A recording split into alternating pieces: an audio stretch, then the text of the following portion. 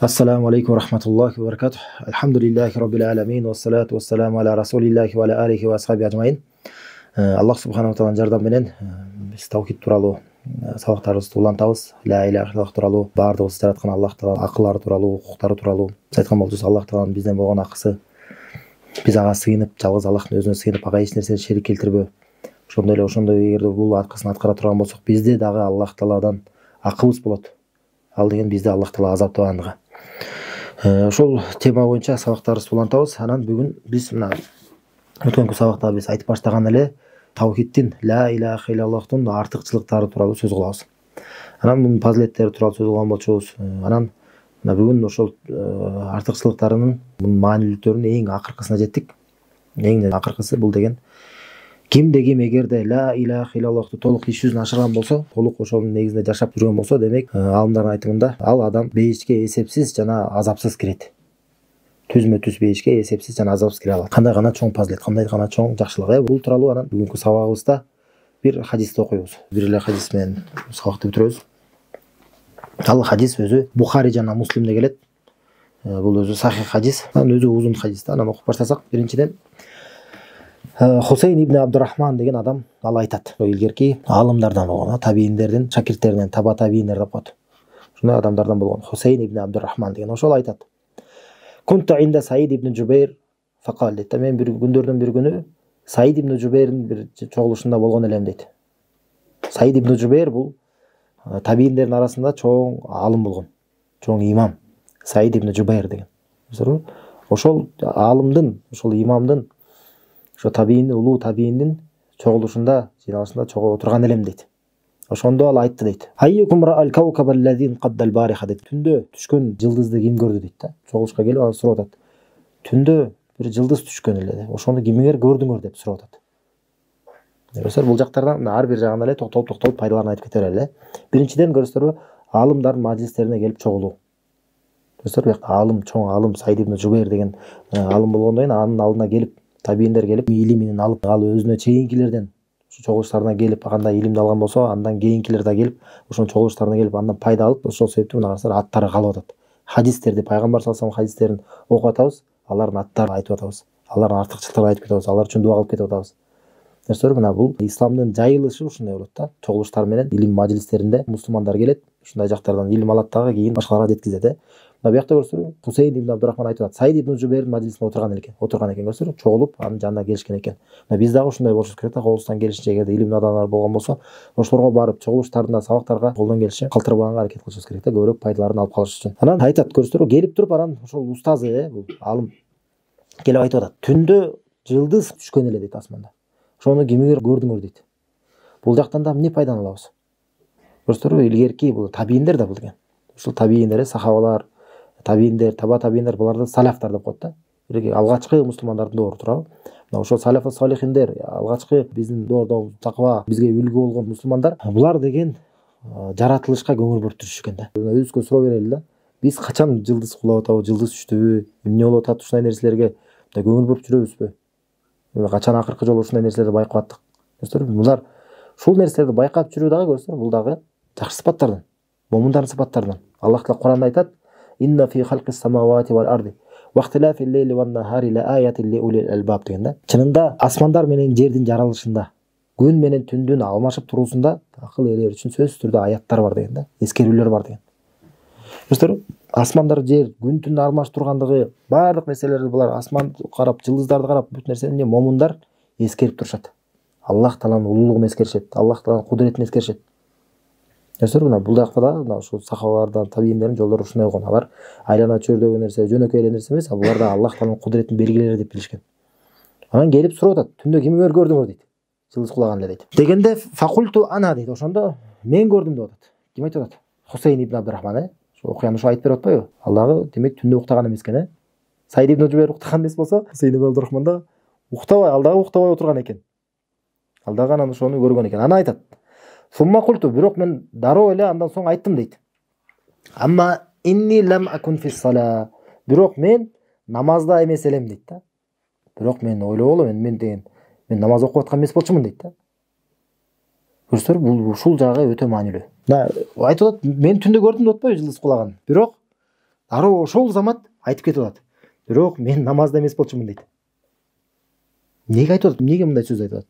Булар ушунчалык ыхластуулукка умтулган адамдар эле. Өзү тууралуу кылбаган бир сыйынууну бул кылды экен деп адамдар ойлоп калбасын дегенден алыс болушкан да. Түндө уктап атсам ойлоп калбагыла мен намаз окуп аткан экен деп. Дароо эле ошол замат четке калып коюп айтып атат. Мен бирок намазда эмес болчумун дейт. Ойлоп калбагыла мен түндө уктабай жүрсөм мен намаз окуп аткан экенмин деп. Демек мына ыхластуулукка умтулган адамдар ушундай болот. Өзү тууралуу бир адамдар кылбаган бир иши менен мактап атса, ал ыраазы болбойт. Ал айтат, жок, андай эмес. Андай ишти кылган эмес, кайра мени четке калат да. Бүгүнкү күнүмдө болушу мүмкүн, бирөө келип туруп, түндө уктаган эмесмин десе, мусулман бир тууган түнү бою намаз болсоң керек, түнү бою дуа кылып аттың, тахажжуд окуп аттың десе, дагы жагышы мүмкүн да. Күлүп отурушу мүмкүн туурабы? Көрсөңөр бул эмне? Туура эмес. Андай болуш керек, көрсөңөрбү? Биз кылбаган иштен биз элдер мактабасын каалабашыбыз керек. Бул адамдын ыхластуулугунун жок экенин белгилердин бири да. Ал эмес, бул тууралуу Аллах Таала да Кур'ан айткан да. Ва юхиббуна айюхмаду бима лам яфалу фала тахсабаннахум бимафазати минал азаб дейт да. Кээ бир адамдар дейт, алар кылбаган нерседен аларды мактаганды жакшы көргөндөр, Аллах Таала айтат, сен эч учурда ойлобо алар азаптан кутулат экен деп дейт. Эч учурда сен ойлобо, эч качан ойлобо алар азаптан кутулат деп дейт. Бул дагы эл көрсүн рияга кирип калат. Мына иншалла бул тууралуу ширкке келгенде сабактарда сөз кылабыз. Анан көрсөңөр булардын табийиндердин, сахабалардын жолдору кандай болгон. Өзүнүн мына ыхластуулугу болгондуктан дароо жокко чыгарып коюп атат. Мен намаз эмес болчумун деп коюп атат. Экинчиден дагы ушул сөзүнө дагы кандай пайда бар? Дагы маанилүү пайда бар. Алар айтат, бул дароо ошол замат айтып атпайбы? Мен бирок намазда эмес болчумун деп. Анткени дейт. Алар айтат, бул Хусейн, бул алым билген дейт да. Менин бир туугандарым мен эгерде түндө уктап алсам, мени деген намазда болду экен деп ойлошот деп. Көрсөңөр, бул билген дейт. Менин бир туугандарым мен тууралуу жакшы ойдо болушот депчи. Ошону билип туруп бул айтып атат, бирок мен намазда эмес болчумун деп коюп атат да. Бүгүнкү күнү кандай болуп калышы мүмкүн? Бирөө келип, мени түндө уктаган жокмун десе, айтышы мүмкүн, түнү бою отурдум да бир бекерчи болуп деп айтышы мүмкүн туурабы? Көрсөңөр, мына бизге үлгү болгон салафус салихиндер кандай болгон да? Кандай маанилүү, бир жерин болгондо мамилесин түшүнөбүз. Көрсөңөрбү? Ыхластуулукка умтулган. Айтат, анда эмнеге уктап атыптыр? Ондан соң айтат да. Валакиннил удикту дейт, бирок мени чагып кеткен эле дейт. Билесиз, чагып кеткен, бир чаян чагып кеткен, бир нерсе чагып кеткен экен дейт да. Кале дейт, фама санаат, анан менден сурады дейт. Эмне кылдың дейт? Сен чагып кеткен экен, эмне кылдың дейт. Айтат, ыртакайту дейт да. Мага бирөө дем салсын деп сурап аттым дейт да. Издеп жүрүм дейт да. Мен бирөөдөн мага дем салып бер деп сурап атканмын дейт. Саид ибн Жубайр айтты. Фама хамалака ала залик. Мындай иш кылууга сага эмне түрткү болду дейт да. Бир нерсе чагып кетиптир, туурабы? Чагып кеткенден кийин ошол чаккан нерседен кутулуш үчүн эмне кылып атат? Бирөөдөн дем салып бер деп, Кур'ан окуп дем салуу буга дары экен деп иш кылып атат, туурабы? Саид ибн Жубайр устазы сурап атат, сага ошондой иш кылууга, мына ушундай абалда ушул иш кылыш керек экендигине сага эмне түрткү болду? Мааниси кандай далилиң бар? Эмнеге негизделип ошону кылдың деп сурап атат да. Көрсөңөрбү, демек мусулмандар бири-биринен бир ишти кылса, бирөө, мисалы кандайдыр бир түрдө бир намаз окуду, кандайдыр бир түрдө мисалы орозону кармады, туурабы? Келип адамдан келип, ошол мусулман бир туугандан келип, сен ушуну эмнеге негизделип кылып атасың? Ушуну кылганга сага кайсы аят же кайсы хадис түрткү болду деп сураган, бул жакшы эле нерсе. Көрсөңөрбү, бул деген болгон, сахабаларда, табийиндерде болгон. Бүгүнкү күнү кээ бир адамдар муну кайра айыптуу нерсе көрөт да. Бул кайра тескерисинче жакшы нерсе. Бири-биринен далил сураган. Көрсөңөр, бул деген жамандыктын эшигин жабат. Адам өз билбеген нерсени кыла берүүдөн, билбеген нерсени айта берүүнүн эшиктерин жабат да, кайра жакшы. Динибиз сак болуп калуусуна, туурабы? Көрсөңөр, бул кайра шайтандын эшигин жабат. Ошондон бири-бирибизден далил сурап турган, кайра баарыбызды бири-бирибиз менен чогуу бирибизге жардамдашып, туура жолдо алып жүрүүбүзгө жардамда. Көрсөңөр, бул дагы сурап атат. Сен ошол ишти кылдың? Саид ибн Жубайр улуу табийин сурап атат. Сага ошо кылганга кайсы далил болду дейт. Эмне түрткү болду дейт. Эми карасаңыздар, эмне түрткү болгонун айтып берет. Эми жообун караңыздар. Далил катары ал эмнени эсептеген? Айтат, культу, мен айттым дейт, хадис дейт. Хадис дейт. Мага түрткү болгон, далилим болгон эмне болду? Бул хадис болду дейт. Айткан жок, тигил айткан эле, баланча айткан эле, бирөөнү уккан эле, мен өзүм ойлодум, мен түшүмө кирди.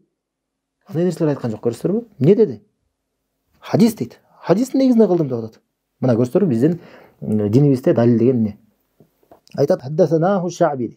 Ошол хадисти бизге Аш-Шаъби, бул дагы чоң хадистердин риваятчыларынан ошол бизге айтып берген дейт. Айтат, анан Саид ибн Жубайр сурайт устазы.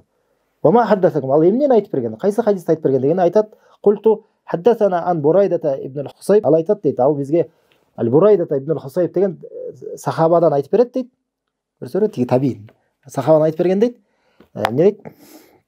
Аннаху кал дейт. Пайгамбар саллаллаху алейхи ва саллям айткан экен дейт. Ла руқята илля мин айнин ау хума. Көз тиюдөн жана ысытмадан дейт. Анан ысып адам ооруйт го, жана бир нерсе чагып кетсе же бир нерсе болгондо лихаратка деп коебуз. Ошол эки нерседен айнан хума деп коет го. Ушул эки оорудан дем салуудан башка эч нерсе жок дейт да. Ушул экөөнө дем салуудан башка жакшы пайдалуураак эч нерсе жок деген мааниде да. Өсөрө эң жакшы ушул нерсе эмне? Дем салуу жакшы пайдасын берет деген хадис да. Эгерде ысытма болуп атса, температурасы көтөрүлүп атат да. Бир нерсе чагып кетип турабы? Же бирөөгө көз тийген болсо, дем салыш керек экен. Мына бул дагы бир пайда. Куран өзү шифа. Ва нуназзилу минал Кур'ани ма хува шифа ва рахматул лил муъминин деген Аллах Таала Куранда. Биз Курандан момундар үчүн райым жана шифаны түшүрдүк деген да. Дененин ооруларына дагы, жан дүйнөнүн ооруларына да баардык оорулардын түрүнө тең бул шифа. Сол баш ооруп калдыбы, же көңүл түшүп кандай бир кайгы апага батып калсаңар, эмне кылыш керек? Куран окуй бериш керек. Куран бул билген сүрөлөрдү эле. Сөз бирөөгө барыш шарт эмес. Ал эмес, тескерисинче адам өзү окуган жакшыраак. Өзүнө Куран окуган бул пайдалуураак. Демек дем салуу дагы бул дарылануунун түрү экенин бул хадистен үйрөндүк.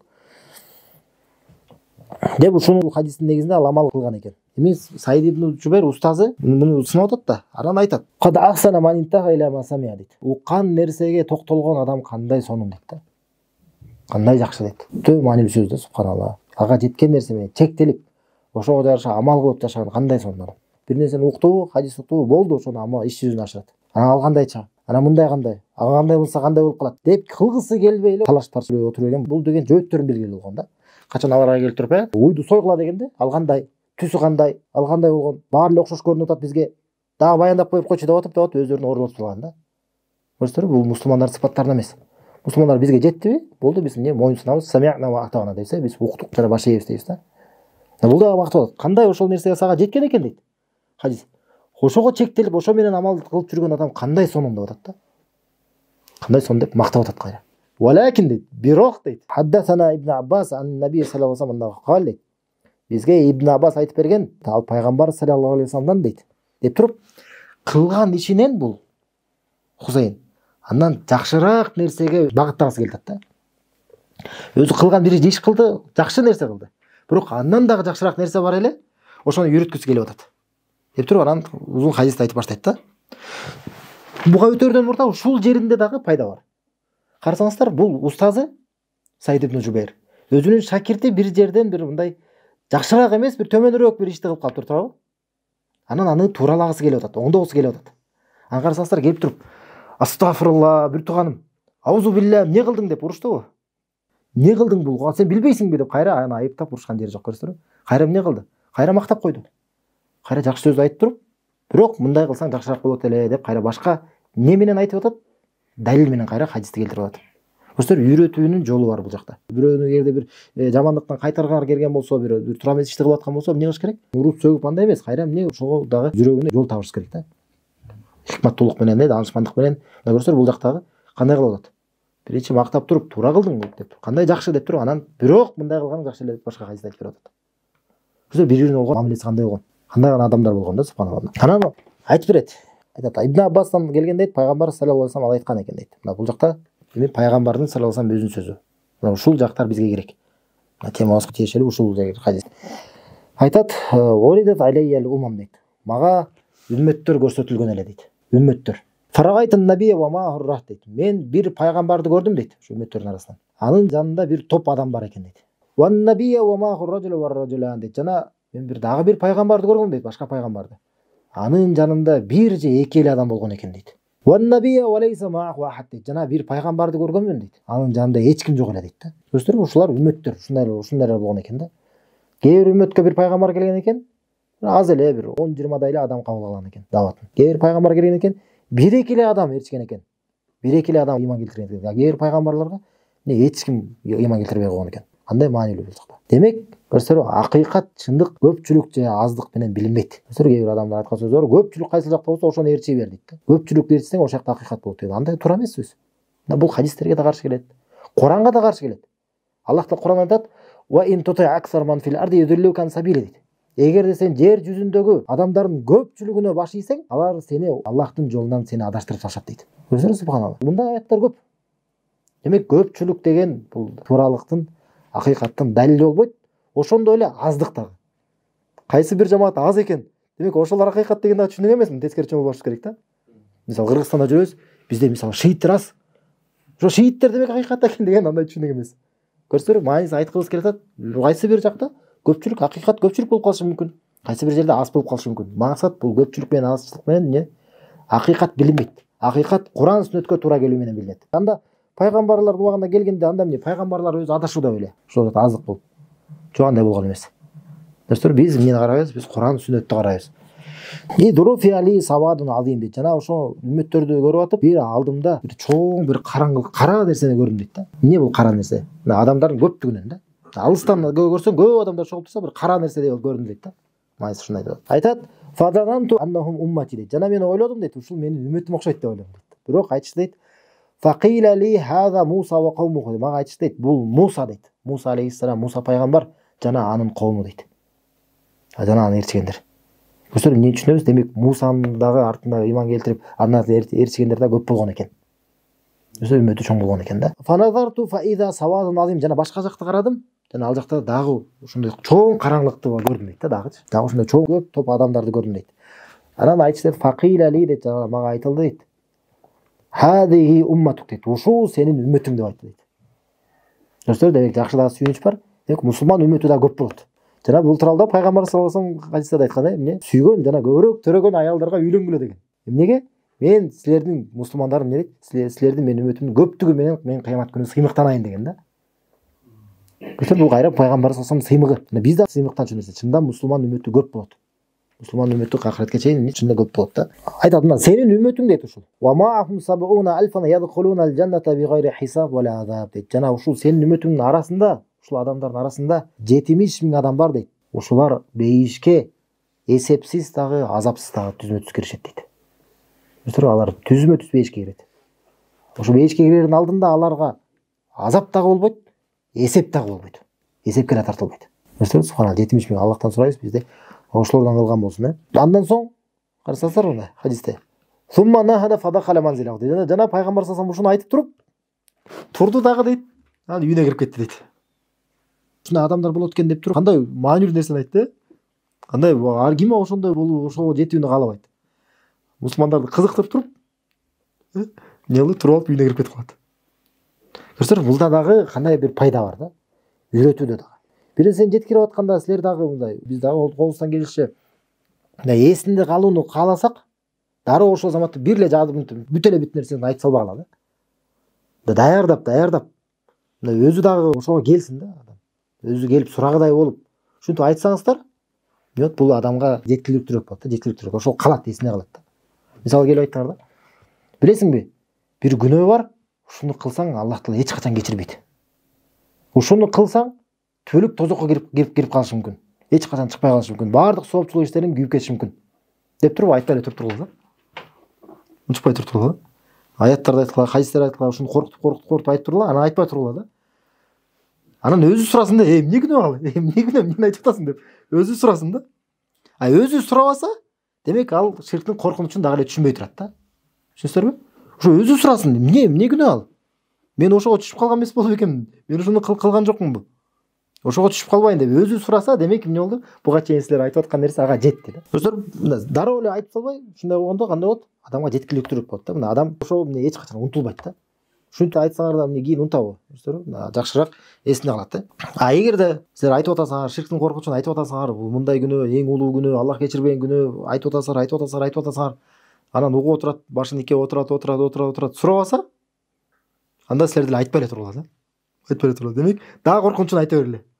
Мүмкүн ага жете элек азырчы, дагы коркутушар керек да. Жетсин агачы. Анан өзү сурагыдай болсо, бул жакшыраак болот да. Анан карасаңыздар, эмне дейт? Мына пайгамбар саллаллаху алейхи вассалам турду дагы үйүнө кирип кетти дейт. Фахадан насу фи улайк дейт. Жана адамдар ушул ким болду экен, ушул 70 миң адам? Кандай адамдар болду экен деп анан талашып тартыш башташты дейт.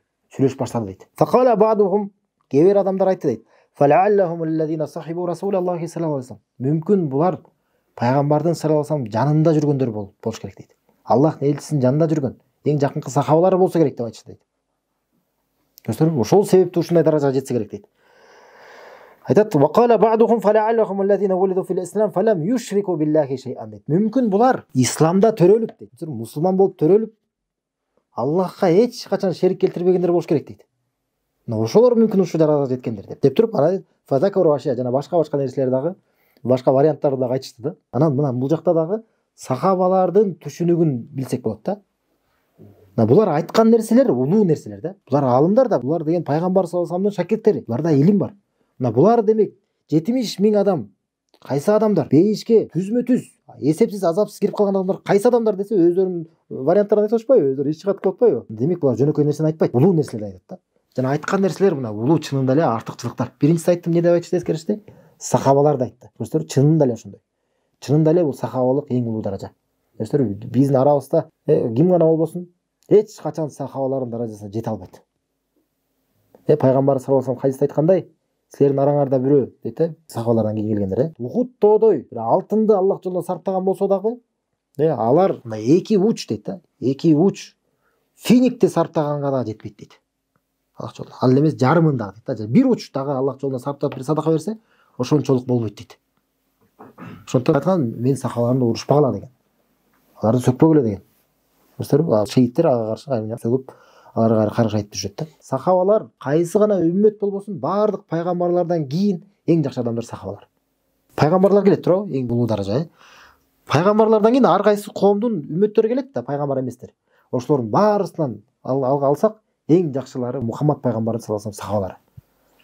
Көрсөтөр, Исанын дагы, Мусанын дагы, башканын дагы жолдоочуларынан баарысынан дагы артык турушат. Далил кандай буга? Кандай далил? Жок, анда жок деди. Али Имран сүрөсүндө айтат: "Кунтум хайра умматин ухраджат лин-нас" дейт да. Адамдардын арасына чыккан эң жакшы үммөт болдуңар дейт да. Мусулман үммөтүн. Пайгамбарыбыздын саллаллаху алейхи вассалам үммөтү. Эң жакшы үммөт деп атпайбы? Көрсөтөр, демек эң жакшы үммөт бул абсолютно. Кайсы гана үммөт болбосун. Эң жакшы үммөтү биздин мусулман үммөтү. Мухаммад пайгамбардын саллаллаху алейхи вассаламдын артынан ирчигендер. Демек, пайгамбарлардан кийин эң жакшы тургандар кимдер? Сахабалар. Мисалы биздин үммөт болот, Аллах таала эң жакшы үммөт биздин үммөт болот атпайбы? Биздин үммөттүн эң жакшылары кимдер? Сахабалар. Сахабалар, көрсөтөрбү? Демек ошолор бардык пайгамбарлардан кийин эң жакшы болгондор сахабалар болуп калат. Мына сахабалар мүмкүн дейт ошолор. Же экинчи айтат, кээбирлер айтышты дейт, мүмкүн булар исламда төрөлүп, эч качан Аллахка шерик келтирбегендер болуш керек дейт. Көрсөтөрбү? Аллахка шерик келтирбей, эч качан ширк келтирбей жашап өтүүндө булар түшүнүшкөн бул кандай улуу даража деп. Сахабалык менен дагы бирдей деңгээлде айтып кетишкен да. Ушур кандай улуу артыкчылык, улуу фазилет экендигинчи. Аны карасаңыздар, ана фахаража алейхим расулуллахи саллаллаху алейхи вассалам фахбаруху. Жана аларга Аллахтын элчиси саллаллаху алейхи вассалам чыкты дейт. Анан алар кабарлап айтып беришти дейт. Болгон нерседе талаштык ушундай нерселер болду деп айтып беришкенден кийин факалет. Анан айтты пайгамбар саллаллаху алейхи вассалам, кимдер ошолор? Кандай сыпаттагы адамдар ошого жете алышат? Мына ушул жери бизге керек, Ошо 70 000ден болгусу келеби? Мына пайгамбар саллаллаху алейхи вассалам өзү айтып берип атат. Кимдер?